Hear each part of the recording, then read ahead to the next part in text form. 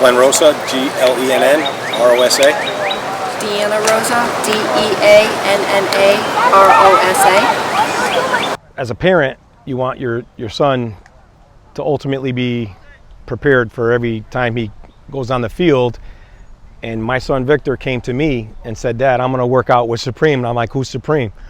And one of his friends that was mentored by Stack brought him to a couple workouts, and then I started to bring him to workouts. I met Stack, and from there the relationship just went, 0 to 100.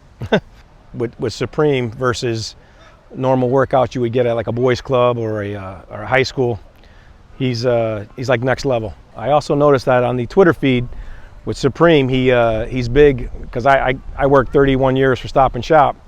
He was giving out food vouchers for the needy and the people who are less fortunate. So it's like a lot of the money that he takes in, he's always paying it forward. He's always giving it to the neighborhood, the kids, the public that need it, which I think is just amazing. Very deserving man, very deserving organization, doing well. We're very proud to be a part of the family.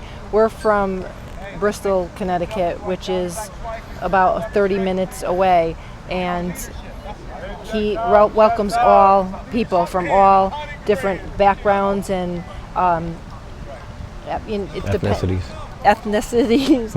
And he just never judged you. And Victor always felt at home, and all the kids were, so welcoming, and he thrived in that environment.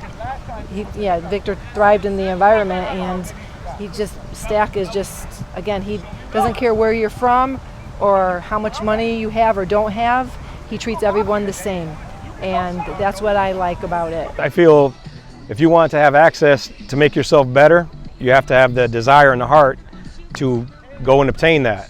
And Stack will, like I said, if you're good, he'll make you great, and when you think you're great, he'll tell you what's wrong with you and what you need to work on, How he got nominated is the way he's been raised.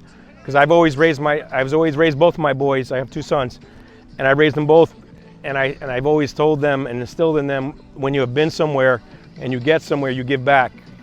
And I mean, there's boys clubs out there, there's youth football programs out there, and I said, this guy does the most with the least amount of resources.